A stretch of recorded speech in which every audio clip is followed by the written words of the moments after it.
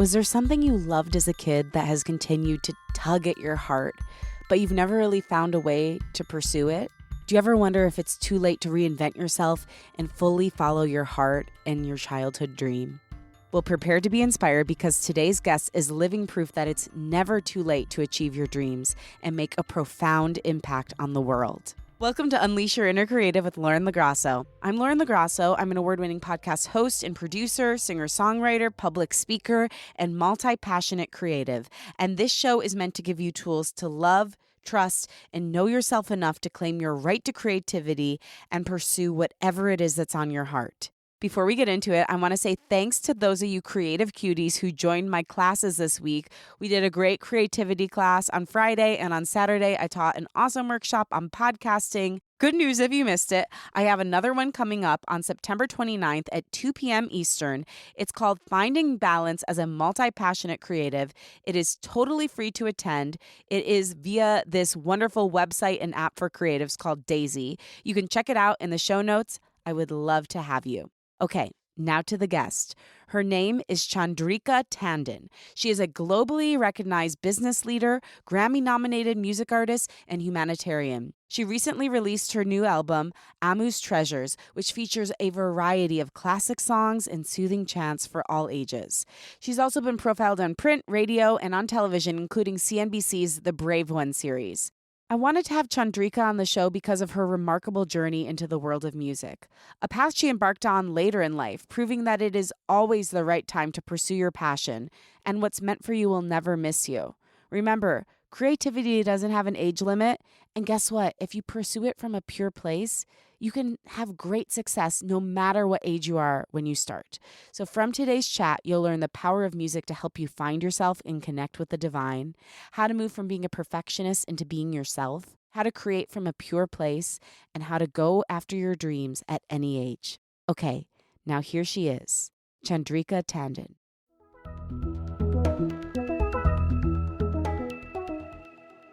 I'm just so honored to be speaking with you right now. I've been crying and just like feeling so emotional about your story and what an inspiration you are in the world. And you're just the perfect person to come on my show. It's wonderful. I mean, this kind of energy and the radiance with so much that you're doing is fantastic.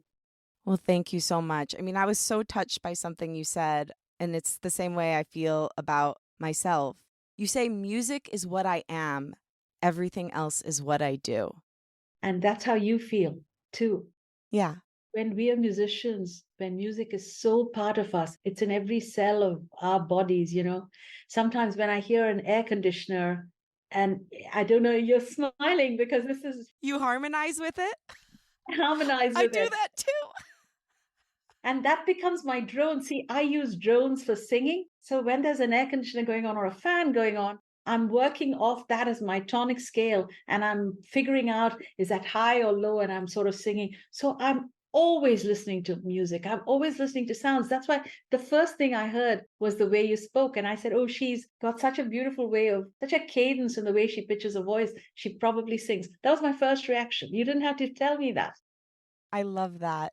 I just so felt that. And I want to get into every facet of your story because it's just inspiring from start to where you are now. And I'm sure it's going to be a million more inspiring steps along the way.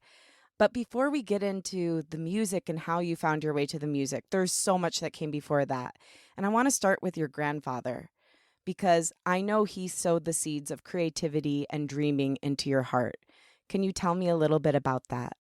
I grew up in a very small town called Madras. It used to be called Madras in India.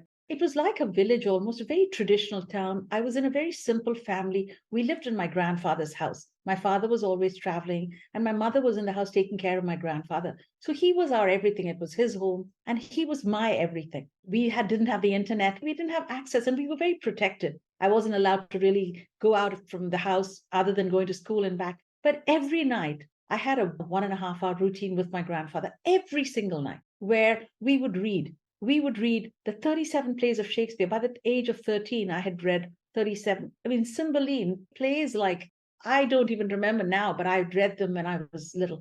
You know, Thackeray, I'd read, Sheridan, you name it, I had read it. And I also memorized about 200 poems. And, Lauren, this is not a 4-line poem. We're talking of elegy written in a country churchyard, which had Psalm of Life, which had 10 verses or 15 verses. That's what I did. So the wonderful thing about that, with this breadth of reading and poetry, is that my world, even though I was sitting in little Madras, my world was vast. I was in a world of, whether it was Pendennis, whether I was in Cornwall, I was in England, I was in Avon, I was in Stratford. I mean, God knows, I was in every part of the world because of the windows and doors he opened for me through the world of books and poetry. So that was my first exposure to a world outside. So that kind of gave me this vision that even though there was no internet, there was nothing, there was something beyond my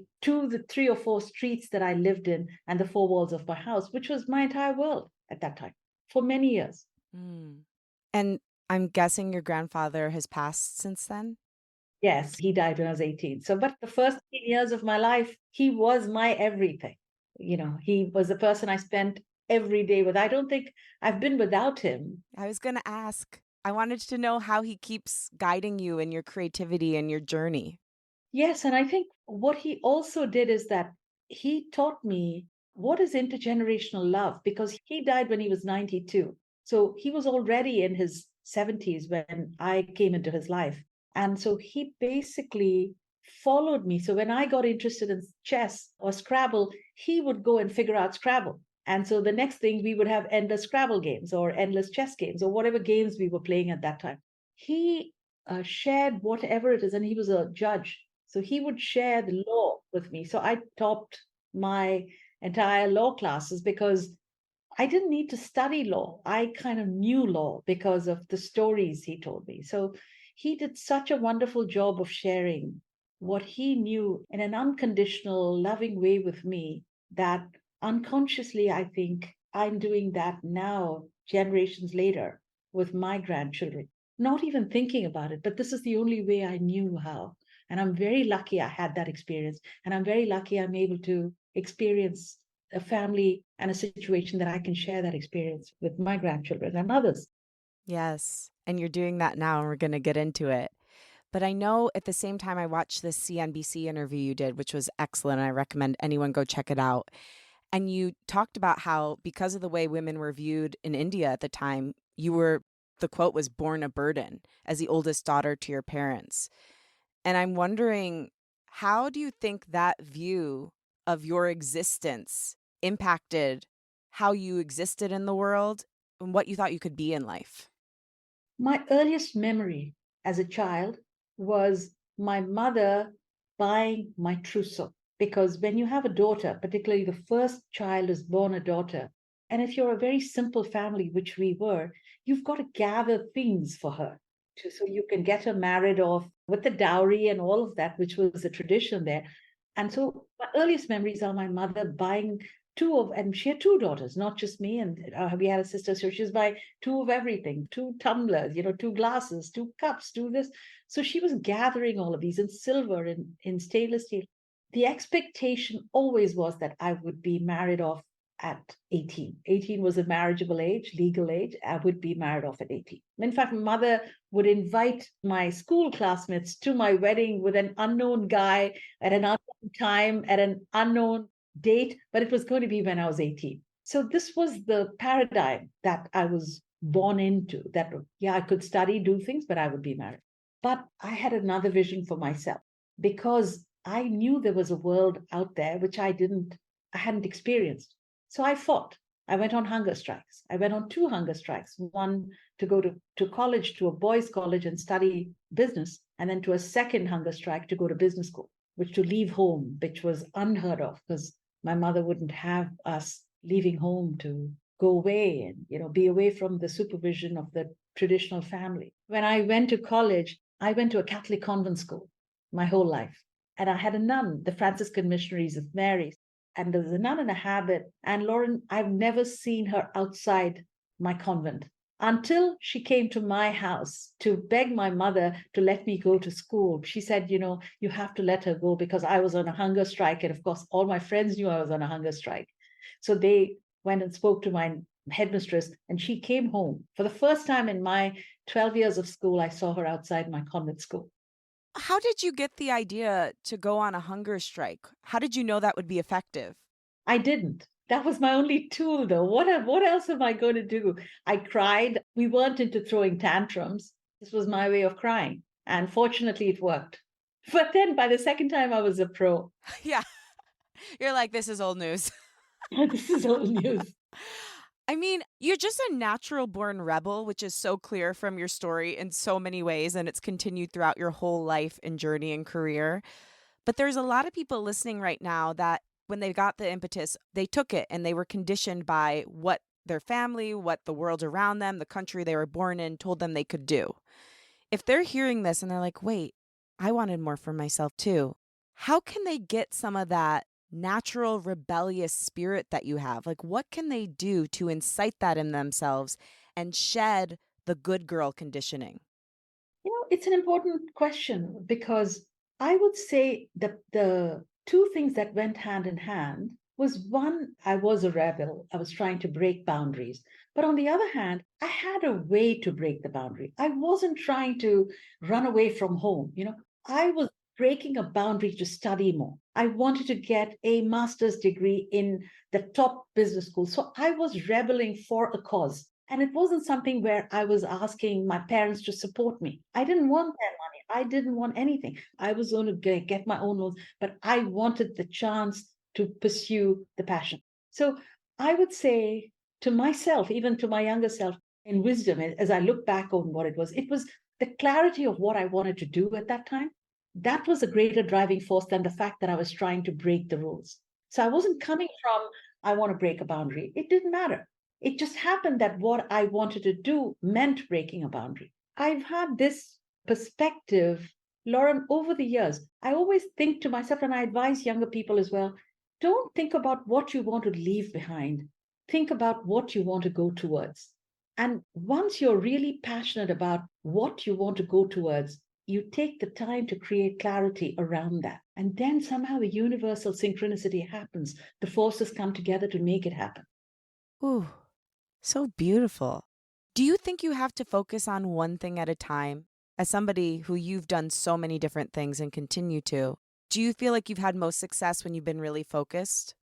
It's a question I thought about a lot because when you, as a woman, you play many roles in your life as a professional, as a mother, as a family, as a sister, as a daughter, now as a grandmother, as a wife, as a friend, because as a community support, we all have consciously or unconsciously many roles. And we also, as women, have a great desire to be perfectionist. We wear this badge of perfectionism with honor. We are always not found being good enough. But the perspective that I have now, and in fact, from a few years ago, is that there's this beautiful song which we both know, do everything, turn, turn, turn. There is a season, turn, turn, turn, and a time for every purpose. And there really is a time for every purpose. And I think you can't have it all. You can have all some of the time. You can have some all of the time, but you can't have it all of the time. It just doesn't work. When I was intensely involved in my professional life, I made trade-offs with my family. I made trade-offs about my own personal life. I didn't see daylight for years because I was working so hard. I was determined to be the best business person I could be and deliver the greatest impact for my clients. That was a choice. Now, I sleepwalked through some of those choices at different points of my life. But about 20, 23 years ago, I started to get much more intentional about the choices. But the two things that happen is one is getting more intentional, and the other is forgiving myself. So I don't wear this badge of I'm a perfectionist. I don't even think of myself as a perfectionist. I say I am perfection. I am perfection today because I am doing the best that I can. And I am good enough because I am perfection. And that perspective, that affirmation that I give myself has completely stopped me from having a second conversation with myself, chattering away about coulda, shoulda, woulda, etc. How did you get to that self forgiveness? It was a huge epiphany for me because this was 1999 when, at the height of my professional career, when I was doing deal after deal. I was going from just doing the typical type A. Success meant more money, more fame, more all of that. I was lucky. I literally had to make a very big call. I almost had a crisis of spirit, is the best way to describe what I went through. And I had to sign a very big deal, Lauren, and I flew back in from Europe. I couldn't just automatically sign the deal, which is what I was meant to do, which is what I would have normally done. Some external force was looking out for me. And I stopped, I paused, and I cried for probably 2 days for no particular reason. And I asked myself a lot of these big questions as to what makes me happy? What am I doing this for? I mean, if I died today, is this it? Is this one more deal? And that's what kind of restarted a whole investigation about life, myself, music, reconnecting with music in a very big, deep way. So let's get to that. I mean, you alluded to the fact that you were a business superhero, basically. You did something that no other woman of color at the time had done, and you worked at this place called McKinsey, which is one of the most prestigious. Tell me, I don't even 100% know what it is, but it's like an investment firm in New York. It was the premier global consulting firm. They worked with the top companies in the world. And it was a very, very prestigious, very small firm at that time when I joined it in 1979. Yeah. And you were a superstar there and blew everyone out of the water and were just climbing the business ranks. Like your daughter, I listened in the CNBC interview, said you were in Forbes and you were in all these incredible business magazines, and she'd take them into school and be like, it's because she's my mom. That is true. She had cachet, a kindergarten cachet, as she calls it. Yeah, it was a great show and tell. Well, first you started studying music even back then, right? Way back when I was Yeah. very little. And I don't know if, as a musician, you would understand this. The earliest experiences of my life, whether it was somebody I was in love with or breakup or the chores I did, I have songs for all those memories. I don't really remember the details of anything else that happened, but I can tell you that I was sitting there and singing Killing Me Softly, or I was singing First Time Ever I Saw Your Face. I can tell you in detail what piano lick came in there because the songs defined my existence. And I heard music all the time. Whenever I was down, when I was up, when I was sideways, I would always hear music. I learned music for 2 or 3 years when I was very little, but then there just wasn't enough time because I was very seriously in the academic world. I did well in school, I did well in college. And so for me, I worked hard. I worked hard and I had other jobs. I mean, I was working at home. We didn't have help. So I was cleaning floors and cooking and doing all those jobs at home. I didn't have time to do intensive music, and neither did I have the resources. But music stayed in my life in peripheral ways. The first thing I bought when I came to New York with my money was a Martin guitar. I had a $5,000 bonus, $24 and $5,000 of a bonus, which was meant to pay my security deposit, my rent for a month, my every moving expense. So they give you sort of a loan. I straight away went and bought a Martin guitar for was like almost $2,000, which is a ridiculous sum of money, and it's a fantastic guitar. Yes. And the second thing I bought was a stereo system for the other 2,000 some dollars, and I had like $300 or $400 left to eat for the whole month and live, pay my security deposit. So that was what I had. So I had the most fabulous stereo system, the records I brought from India, and my Martin guitar, 2 pillows, and a suitcase. That's how I lived for the first 2 months of my life in New York City. So music was with me all the time. Yeah. It was kind of even in the first position before you put it in the first position. It was more necessary to your survival than the basics because it was the basic for you. Right. But we started out, which you said, music is what I am, and you respond to that. That's exactly what I was. It was what made me. And the food, yeah, I could live without food. Yeah. It's okay. I can have a bowl of rice twice. It's not a big deal. But I couldn't live without music. And so even over the years, when I was in McKinsey, when I had my own firm, and I still have my own firm, I travel all over the world. I'd live in Brazil. So you'd love the story. So Brazil, I'd be working intensively. We'd finish our meetings at 10 o'clock at night. So I'd ask my clients, is there a piano? Is there any music nearby? They'd say, oh, Caetano Veloso is playing over in Sao Paulo, right in the bar down in the piano bar. Off I'd go. I'd be the only one sitting in this piano bar, listening to Caetano Veloso, playing amazing music from like 10:30 until 1 in the morning. I mean, I heard Gal Costa, who recently died. I heard her sing "O Balancé, Balancé," and I was hooked. So I went and bought every Gal Costa piece of music that I could find. So I learned a lot of Portuguese through music. I learned French through music. So I had music in peripheral ways. When Astrud Gilberto was playing in New York for a concert, and I would fly back in from wherever I was, and then she was performing 3 nights in a row. I had tickets for all 3 nights in the first row, and I would just hear her again and again and again. And so this is how I used whatever money I made, I used on concert tickets. And there's this story about when your daughter was 2, she would sleep until 11 on Saturdays, and you would drive into the city and you would take classes with one of the greats. Tell me about this time and then how that ended up going from there to you recording this album for your father-in-law. Goodness, you know everything. I wanted to learn music from really wonderful masters because, my musical sense is good when I hear something. So I didn't want to learn from anybody sort of junior. So at Wesleyan University, which is a couple of hours away in Connecticut I live in the city in Manhattan. At Wesleyan, there was this incredible musicologist who really didn't have many students. So he heard me sing somewhere and then he said, "Oh, you have a wonderful voice," or something like that. So I then started to beg him to please teach me. But the problem was that I worked all week and I was always in some town or the other, and my baby was very little.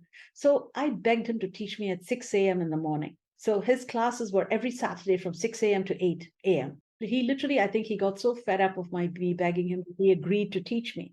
But his rules were very strict that I had to practice to go there. He wouldn't teach me. He said, "If you're working, I don't really care. I don't really take on students, but if you're going to do this, you have to practice." So I would fly with big boxes of cassettes. Everything I would carry, my carry-on bags would be cassettes and my Walkman. I had two different Walkmen in case one Walkman failed. On planes, this is what I would carry, and I would just listen to music. And I would drive at 4 a.m. in the morning. I would scrape the ice off the car at 3:45 and drive to Wesleyan. It's a 2-hour drive with a muffin stop on the way back. 2-hour drive, 6 to 8, and 8 I would drive back with a muffin stop. So I would be home by about 10:20 in the morning, and my daughter would wake up at 11, and I was the perfect mother by then. It's because I'd be there to wake her up. Thank God she woke up at 11. Oh, thank God. She's wonderful. So I got to do my classes, and then I would be practicing. I'd be singing around the house the whole day. So how long did you take those classes for? I did it for 2 years, and then it became unsustainable because then she got older, and that was the only time I could spend with her, and the weekends were the only time. So I just couldn't do it. So all of that dropped off my radar until 1999, when I didn't have a choice. I mean, my soul would have died. Something would have happened to me if I hadn't gone back to music.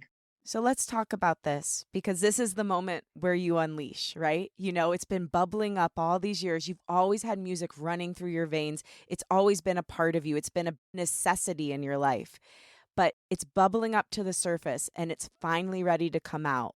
What were the signs that you were reaching that point where if you did not unleash, your soul would break? This was this big deal. I flew back in from Europe. I was working very long hours, but I would always define myself as being stressed out. And I'd say to myself, why am I so stressed out? Because in a sense, we have, like, if you look in terms of Maslow's hierarchy, you have the basics, you have a roof, you have food. What else do you really need? You have a family, you're healthy. But I was so yearning for something and I didn't know what I was yearning for, and so badly. And then I had to sign this deal. I flew back in and I cried the whole way on the plane. And I came back and I couldn't sign the deal. And I had to let them know. And I stopped answering phones. Thank goodness this was before cell phones. So I was locked up, not taking any phone calls on the landline and just thinking and saying, why am I so unhappy? Why do I have everything and feel like I have nothing? And then I said, let me just stop and think of what are the happiest moments of my life. When have I felt truly complete? And every moment of my joy connected with music, which was a big revelation to me. It took me a while to figure it out because I'd unconsciously been doing it, but hadn't internalized and clarified to myself how important it was in my life. So at that time, I said, I have to sing. I don't care. I don't want to go anywhere. I wasn't trying to become a singer or anything. I just said, I feel so happy when I can sing. And Lauren, there's this saying with Rumi, this great poet, who says, when you take a step towards a cause, towards something, the universe works to take 10 steps towards you. And that's just what I saw at that happening in my life at that time. So suddenly I'm thinking about music in an intensive way. And I'm thinking, I need to work with someone. I need somebody to teach me. But I didn't know what it was. And I have lots of records, lots of CDs, but I went to a concert of a very, very famous Indian singer, Pandit Jasraj. And again, I had never heard him. Weirdly enough, I had actually met him at the airport. And I was thinking to myself, who's this guy? I wasn't that interested in his music. But I happened to be sitting in the first row of this concert, and he sang for 3 hours. And I must have started crying in the first 10 minutes of his concert. And for the next 3 hours, I just cried because what happened in that music, it was Indian classical Hindustani music, which I had never really heard very much of until that moment. The precision of the note, the precision of how he really was seeking the divine in the way he sang. The music was way beyond him. He was not there. It was all about the music. There was something that happened at that moment that made me then say to myself, I want to learn from him. I don't know him. I don't know if he'll even talk to me, but I want to learn from him. Then the universe started to do its magic. Weirdly enough, 3 days later, somebody calls me and says, oh, I'm supposed to host Pandit Jasraj for dinner in my house, but I just found out he's vegetarian and I can't cook. I don't know anything. Do you think you could host him in your house instead? This all sounds bizarre, but it's all a true story. And I said, yes, I can. I would love to. I've been dreaming about this moment. And so my teacher came to me and I learned from him and then his disciples, and then the rest is history. Then, so what I would do is clear my schedule. Periodically, I would go to India for 10 days when my daughter was in camp, and I would just sing for 12 hours every day with the teacher, morning, afternoon, evening, night. Still have tapes, cassettes. I have hundreds of cassettes. I would tape every session and then I'd practice. And I got better and better. It was just singing for myself at that time. Okay, so tell me about this piece, because I think up until this year, my problem has been I've been singing for other people. I want to sing for myself and I want to sing for God. Tell me why that was important, because you've had the success. I mean, you're a Grammy-nominated artist, but I really believe that you're a Grammy-nominated artist because you sang for your soul and you sang for the divine. And I think this was my fundamental learning. And you took the words right out of my mouth, because the music helped me find myself, helped me connect with the divine. In fact, very early on, when I started to work with the different, and I worked with Pandit Jasraj, and other teachers also came my way. They would all say to me, sit with me in the concert and start singing with me, because you can sing with us, you're very good, you can do that. But I would say to them, I don't want to learn, I just want to learn devotional chants. I just want to call out a name, and I don't know who I'm calling out to. I'm agnostic. I would be equally singing The Shepherd is My Lord and verses from De Profundis as much as I would be putting together the Indian music. I just wanted to call out to some greater power. And that kind of got me into meditation.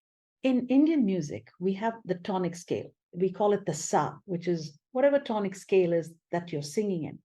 When you are a singer of a certain standard, you cannot hold the tonic scale with great precision unless your mind is quiet, because it's very long notes. You can't keep wobbling around the edges. As you get better and better, you know where you're not. Even though the whole world thinks you're singing okay, you know you're not on point. And to be on point requires a great, sharpening of the mind.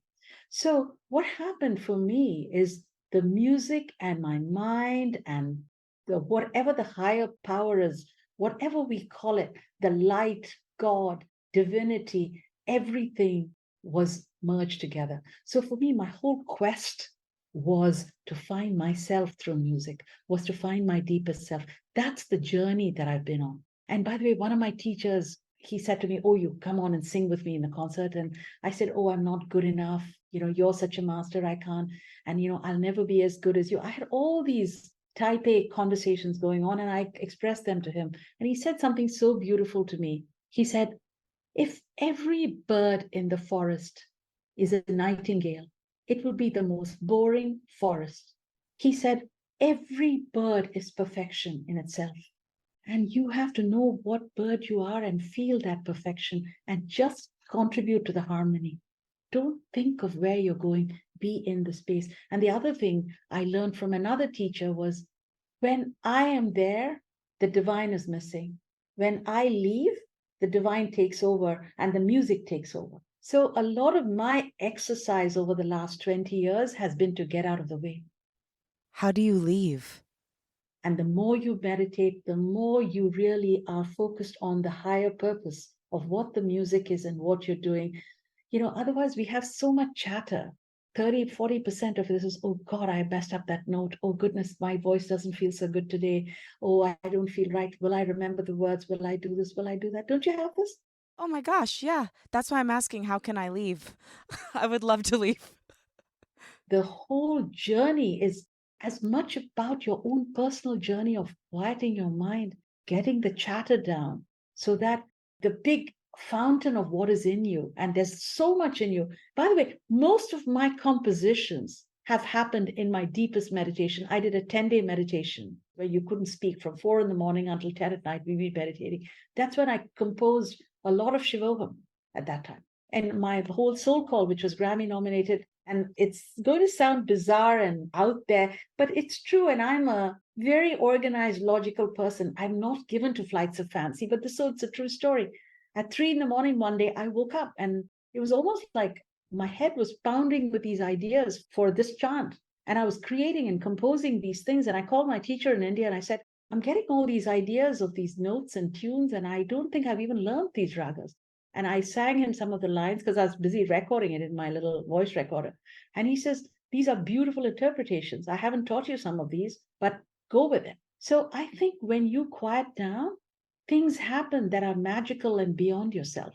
That's my experience. And my full struggle every day is to keep getting out of the way, is to figure out whenever I get in the way now, I'm more aware that I'm in the way, which I wouldn't be before. Before I sleepwalked through all of that. Yeah, so beautiful. I definitely relate because I found out I was a songwriter because I started writing songs in my sleep. So, the little stage where you're in between awake and asleep and you kick your leg and you wake up. That's when I started writing music. And I was like, okay, I guess this is happening. You weren't trying to be anything. I think that's part of the whole thing. We aren't trying to be anything and just leave and let it come out on its own. And the intention also. From the very beginning, I wasn't trying to get anywhere. I mean, I wasn't trying to get on world stages to sing. I wasn't trying to make money from music. It's a not for profit. Everything I do is 100% not for profit. I want to give it away. If it's useful, it's wonderful. You like it, great. If you don't like it, great. I mean, I do want to ask a question about that because I want to get into how you went from the album for your father-in-law to being Grammy nominated, but we'll get to that in a second. You're a highly driven person. I mean, the success you've had in the business world is undeniable. You're still driven with music, but you're driven for something different. How did you alter that drive? When I went through this pivot in 1999, when I started to think about what made me happy, I really made a promise to myself. And this again, the world was not my audience. My audience was me. I made a promise to myself that I would serve, that my life would have impact, and that I would share what I had in whatever way I can, whether it was time, whether it was talent, whether it was treasure, I would share. So, in parallel, because I have a very deep business experience, I went to NYU. And this was what my connection with NYU is. I didn't go to NYU, I didn't even go to school in America. So I went to NYU, met the dean of the business school, and we got talking. And I volunteered my services. I said, look, I would just like to just help if there's anything I can do. And then he kind of invited me to be their distinguished executive in residence. And the next thing I know, I was supposed to spend 2 hours a week there. And I was there for 3 days a week, just teaching. I was in the classes, I was teaching the students, I was working with faculty, I was working with the dean. And my whole engagement with NYU started that way. So it was entirely focused on giving back. Nobody even knew I was doing that because I just was doing it. It wasn't for money. I wasn't getting paid. This was just, I wanted to do it. And then I contributed and I started to give money to the university, to the students for scholarships. And then we endowed the engineering school. So I've just continued on this path of wanting to share. And so a lot of my purpose in life is, let me try to share. Everyone, if you've given whatever gifts they are, some are more, some are less, sometimes they're more, sometimes they're less, whatever they are, they're not for us. We can't take it with us. We don't know the address of where we're going to next. There's a limited runway, finite time. Let's just share and make others happy while we're doing this, if you can. So beautiful. So let's talk about this album you made for your father-in-law. Tell me about that and how you went from there to getting nominated for a Grammy with your second album. Kind of crazy, actually, because my father-in-law, what do you give a person who's 90 years old? He was turning 90 and he liked music sort of, but his capacity for a complex music was fairly limited. So I said, what do I give him? Let me find a chant he would like, Om Namah Shivaya, the 5-syllable chant. So I just recorded that. It just came to me. I recorded that, and then somebody said, oh, you should work with this guy. Let's record it in the studio. We did it. It was a beautiful album. At least it was very short. It was like a week. We recorded the whole thing. And I gave it to him. He was very happy. But then a record label in London, the executive, a friend of mine, played it for him and he happened to like it. And so he just then started to distribute it. But it developed like a cult following.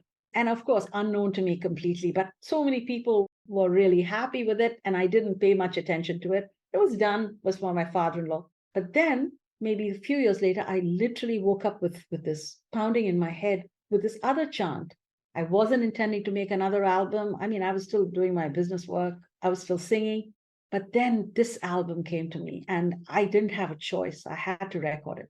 And I did that. And one of my teachers, actually a teacher who just passed away, said, this album is so beautiful. You should submit it for the Grammys, And I'm like, what, Because I didn't even know Indian music could be submitted for the Grammys at that time. It wasn't my space. It wasn't what I knew.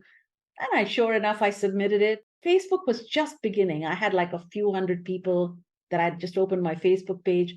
But the craziest thing started to happen.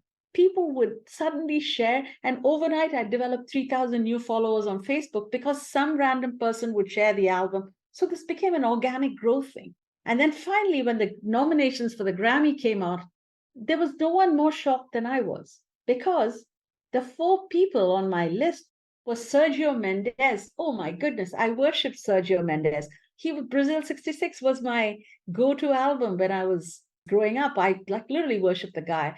It was Bebel Gilberto, who was, I'd spent so much time in Brazil with all of that. And then there was Bella Fleck, who won the Grammy. So it was just a roster. I mean, and of course, Bella won the Grammy, his 29th Grammy or something, but he was phenomenal. And I was just thrilled, beyond thrilled, to be in that company. And it was all a great adventure. And I was so grateful and lucky. And the thing it did, though, just even calling yourself Grammy nominated gave you a better platform to that people listen to the music more.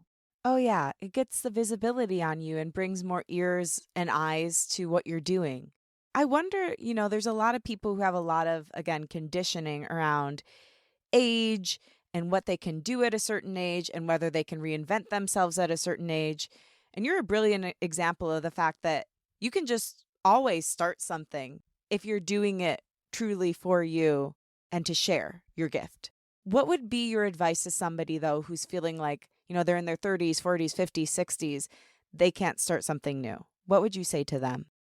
It really is what we started out with. You have to get out of the way and let your capacity, whatever that is, your talent, your capacity, let that shine through, because we are our own worst enemies. I see this in the business world. I see this with music. I mean, goodness gracious, when I was nominated and went to the reception for the Grammys, I was the oldest person among a very young music industry. I mean, the others who were my age group who'd been there had been there since they were born in the music industry, whereas I just didn't know anything about the music industry. I just walked in there. And if I had started to get intimidated, I would never have gotten started. I wouldn't have even submitted my album. And I think this is true even as a woman going into a boardroom. I don't walk into situations thinking I'm a woman or I'm this or I'm that. I'm just a professional who happened to have done a lot of work And I'm walking in to this boardroom as a professional. I'm not walking in as a woman of color. I'm not walking in as a brown woman. I'm not walking in as a woman, nothing. Similarly, as a musician, I don't think of myself, oh, I'm a 50-year-old going in, I'm a 60-year-old going in. We can find 100 barriers because we are very good at finding them. We all are so self critical. I think it's really time to step out of the way and say, we are wonderful, we are perfection, we are incredible, and we are here to share whatever we have. If you like it, great. If you don't like it, great. And because I'm not doing it for you, I'm doing it because I want to express the joy and love I have. That's the reason for my doing it. Hmm. So let's talk about your most recent joy, your album. Is it pronounced Amu? Ammu. Amu.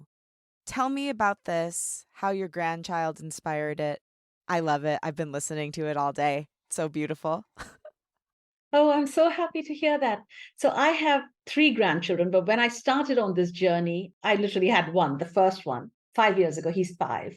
And as a grandmother, was my first grandchild, and especially because with my daughter, who I also spent a lot of time singing to, there I had less wisdom and less time. But here I just created more time. It was a joyous thing. And I started to sing to this boy. And I would sing every chance I got, and I'd always find he'd respond incredibly well to the music. So I would start singing. And then the longer I sang, as he started to get older, he would say, Amu, and they call me Amu.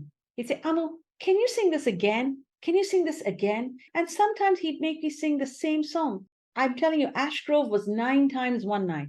Children of the Stars, which he likes very much, say he's wants it 12 times. Sometimes he'll say, Amu, I think I want a new song today. And I had to reach into my repertoire. So I actually, on my notes section of my phone, I would write down and say, oh, tonight for Kavi, I shall sing. I should remember now's the time for planting seeds. Oh, I remember. So I just remember songs from my childhood.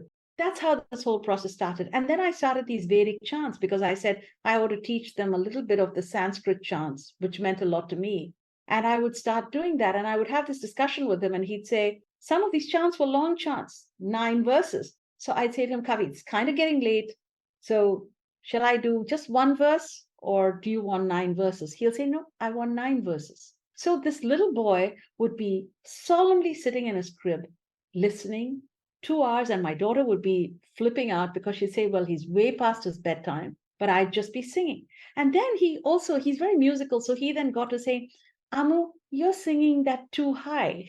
You should sing it low. And he didn't know really what it was, but he knew I was taking pitches in the wrong place. So this went on, and the little grand guy got into it as well, the second guy. So at one point I said, you know what? Who knows how long I'm going to be around? Let me just go into the studio for a couple of days, get a friend of mine who can just give me a little piano support, a guitar, drums. So three musicians and me. We went into the studio to Mass Mocha. I booked it for a couple of days, and we said, let's just do this. And I'll give it to them. And then this way she can play it at home. They don't have to be with me. This was the whole genesis. I have the entire recording of what happened at Mass Mocha. We had 3 magical days. But then as we started to do it, every one of the musicians said, well, wouldn't it be incredible if we could get a cello on this? Or Bobby Keys, who was playing the guitar, would say, I think this is great, but then we can try a different idea. I've got another idea. Or Jamie Haddad, who's a drums guy, would say, I don't think we should do doggy in threes, doggy in the window. Let's try a Indian tihai and a 4-beat on the doggy. So these ideas, and he says, let's get other musicians involved. That group of musicians, Jamie and John Keel, and all, brought other musicians in, and they all said, this is a project you have to be involved in. That's how this project mushroomed from a 2.5-day event in Mass Mocha, of which I have an entire full end-to-end recording of just a piano and a guitar. It evolved from there into this bigger album with 17 maestros and 35 songs. It always had 35 songs, but 35 songs, 21 chants. It became a much bigger album, and different people joined this journey. I just love that so much of your music has just been like, I want to share with someone I love, whether that person was your own soul or your father in law or your grandchildren. It just comes from that genuine place and then it takes off. When you put it that way, that's a very interesting way to look at it. I hadn't thought of it that way, but that's the way I think about the music. The music is for sharing. That's the purpose. There's no other destination. It's such a great lesson for all of us because so many of us are sharing things, trying to seek outward validation from the world rather than just sharing our love and our heart. And my biggest takeaway from you today is that I just need to sing because I am music. As you said, you are music. And you've re inspired me because I've been feeling a little like, well, I haven't had the success I want to have in music. And I don't know, maybe it's not meant for me. But to your point, like I sang before I could talk too. Talking to you today and learning your story has freed me to know that just singing for my own soul and to connect with God is enough. That is success. So, what is success? Five people saying Lauren has a great voice? Who cares? You are amazing. And that's exactly how I think about myself. And in fact, maybe I don't even hold a tune sometimes. I don't know. Oh, you hold a tune. No, but you know what I'm saying? I know Yes. I love music and I know I remember all these songs. I've sung them a billion times and I know it makes a group of children very happy. And I know we can spread the joy. That's the purpose of Ammu's Treasures. I call it a hug for the world. And, I always tell my grandchildren, Ammu's door is always open. Ammu always has a hug for you. Ammu always has a song for you. That's my message to Kavi and to Janu. It's my message to every child. That I just did a concert in Prague, Yes, I watched it with the Ukrainian children, right? Beautiful. and it was that entire experience was a hug for those children. One kid, my most beautiful story, and I've got a picture, I've got to show it to you. One of the children, he couldn't join. His brother was in the concert, but he couldn't join. He came crying, and because he'd also drawn a picture of Ammu. All the children had drawn a picture of Ammu. They'd worked on this coloring page for a whole like weeks. When I turned around to the audience singing Ke Sara Sara with the whole audience, all these children held out their picture of Ammu for me. I just cried and cried and cried. It was like when you give a hug, you get 1,000 hugs back in return. What greater value is there? And what greater purpose could there be for the music? So there's a little book that goes along with the album. And I love that in the book you wrote to both children and adults. And I want to ask you about that. Why was that important to you? These songs that I've got in Ammu's Treasures are not children's songs in the way we traditionally think of them. They are songs I sang when I was little, and I don't know what it was like when you were growing up, Lauren, but I just listened to whatever music was around me. So it was an Ash Grove. Ash Grove is a song that talks about loves, down yonder green valley where streamlets meander, where twilight is fading, I pensively rove. And then my 2-year-old grandson would be singing, and my daughter would say to me, "You're singing the most mournful songs to this little boy. Like he was saying, with sorrow, deep sorrow, my bosom is laden. All day I go mourning in search of my love." In his own little words, that's what he would sing. So a lot of these songs aren't baby songs. They sing Baby Shark and The Floor is Lava and all of those songs, but these are simple songs with lyrical melodies and very sweet words. So to me, it was the beauty and the simplicity of the lyrics and the melodies that drew me into singing this for the children. Sway, you know the song Sway. It's a very popular American song. Dean Martin's sung it, so many others have sung it. But one could imagine Sway as just a calypso or a marimba. But in fact, I imagined this as my grandchild and I dancing together. And it was just as beautiful and just as meaningful to me. So it's an adult song, but it's a children's song. Emotions are children's emotions, but they're human emotions. All of this is for the whole family. And the musicianship, I will tell you, the maestros that have played with me on this album are incredible musicians. The world deserves to hear them. The world deserves to hear Kenny Warner, who played just such an incredible, masterful version of Listen to the Falling Rain, or even a song like Edelweiss. Oh, the Edelweiss that you did was just breathtaking. That one, and is it called Children of the Stars? Children of the Stars, yeah. Those two are my favorites. I'm so happy to hear that because Children of the Stars is my grandson's number one favorite because there's a section which comes in there, the Greek section, Millisemo. So my view is, this is beautiful musicianship, and I take no credit for it because the maestros played on it. I did a lot of work putting it together, but this deserves to be heard by everyone. I want parents to be happy. I'll tell you the reaction I had, Lauren. You'll enjoy this. I played it to a woman, a very senior woman in the academic field, an artist. No, I hadn't shared this album with anyone, but I played her two of the songs, I'll Bring You Flowers and one other song. She just wept through the whole song. And I just said to her, what's going through your mind? What were you feeling? She said, this is what I wish my mother had sung to me. Because she had a very toxic relationship with her mother. And she said, this is what I wish my mother had sung to me when I was little. So when I talk of a hug for the world, babies are not the only ones that need a hug. I need a hug. You need a hug. We all need a hug. And look, I can't go around hugging each and every person in the world with hands and arms, but I can certainly do it through my music. If it gives you a moment of joy, a moment of that connecting with some part of yourself, my purpose is met. What parts of your younger self did you rediscover or heal through making this album?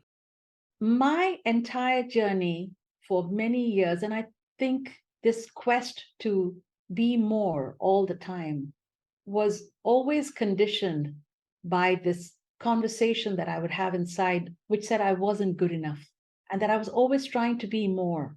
I was always trying to be other directed. I was very focused on the outside world. I cared a lot about pleasing. I was a true pleaser. I really worked to make other people satisfied and happy. And I just changed the whole equation. It's no longer about other people. It is a quest. And that was what Shivoham, the quest was. It was my journey. I also love, to bookend our beautiful conversation, that you're passing the torch to your little sweet grandchildren the same way your grandfather did to you. And you're passing that creativity and that love and that passion for life and imagination and curiosity to them. And I can't wait to see what they'll do with your love and your belief in them. And I just thank you for being who you are in the world and for sharing your love and your talent and your courage. You're an amazing human being, and I'm grateful for you. What a beautiful way to end this. And thank you, Lauren. Thank you for that. And my prayer and my hope and my dream in all of this is that I'm able to share it with many more children, that everybody has the experience, because everybody deserves a hug and everyone needs to have an Ammu in their life whose door is always open, who always has a hug for them, who always has a song for them, and who always has time for them. We all deserve it, whatever our ages are. And that's my little contribution to that journey. Thanks for listening, and thanks to my guest, Chandrika Tandon. For more info on Chandrika, follow her at Chandrika Tandon. That's at CHANDRIKATANDON. And visit her website, chandrikatandon.com, to find her new album, Ammu's Treasures. And you can also get it wherever you find good music. Thanks to Rachel Fulton for helping edit and associate produce this episode. Follow her at Rachel M. Fulton. Thank you to Liz Full for the show's theme music. Follow her at Liz Full. And again, thank you. If you like what you heard today, remember to rate, review, and follow the show on Apple Podcasts, Spotify, or wherever you get your podcasts. Share the show with a friend and post about it on social media. Tag me at Lauren LaGrasso and at Unleash Your Inner Creative, and I will repost to share my gratitude. Also tag the guests at Chandrika Tandon so they can share as well. My wish for you this week is that you find a pure place to create from and start pursuing your passion. No matter where you are at life, it's always the right time. Miracles are possible when you create and unleash from the heart. I love you and I believe in you. Talk with you next week.